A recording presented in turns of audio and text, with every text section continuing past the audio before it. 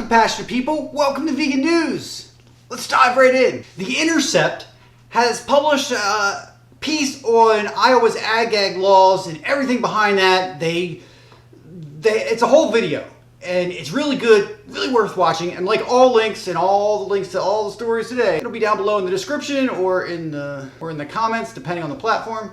And this is really worth watching. There's a little bit of graphic footage in it because a Mercy for Animals investigator is profiled, and they show what she went through, what she did, how Iowa's governor is tied up with animal ag and this one specific investigation, and it's really, really good. The Intercept has been putting out all kinds of stuff for probably the last year or two, including things with DXE and animal rights, and really focusing and showing the realities behind animal agriculture. So give it a watch.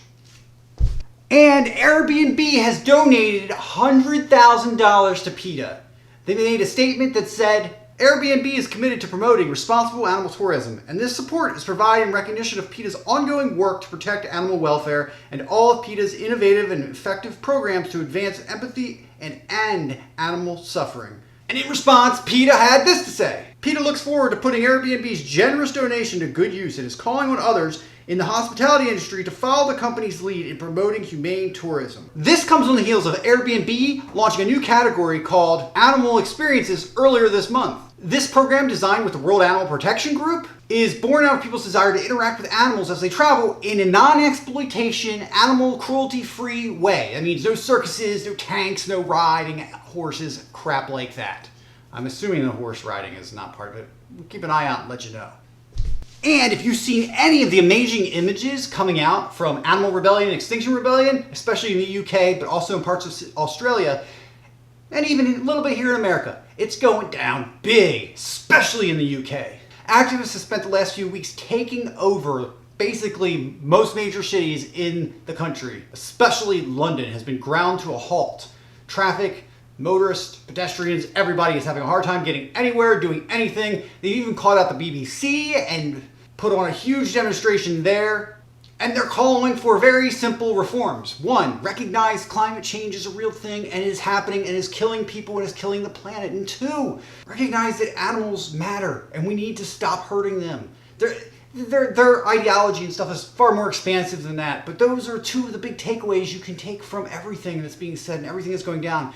Joey Carpstrong did a really great video on Animal Extinction Rebellion. His video was really good. I'll link that down below as well. It's worth watching. What they're doing is nothing short of amazing. This just started at the very, I'd say probably back in like, what, July, August is when all this started slowly happening. I remember I subscribed to their YouTube channel. There was like 30 other subscribers. Now they're up in like, what, 70,000, 80,000 people? So this is a big deal, and it's growing very fast, very rapidly, and it's something that's been needed for a while. Our story of the day is California becomes the first state in America, in the United States, to ban fur. Ban it at retail, ban it at manufacture.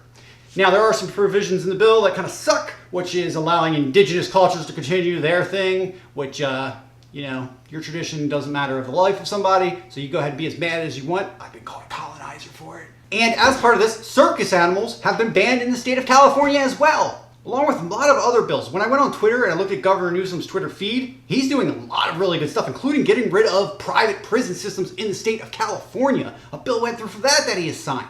All kinds of amazing things are happening in the state, and it shows you why they're so progressive. And if you don't know, anything that happens in California always filters out and becomes the reality of the rest of the United States.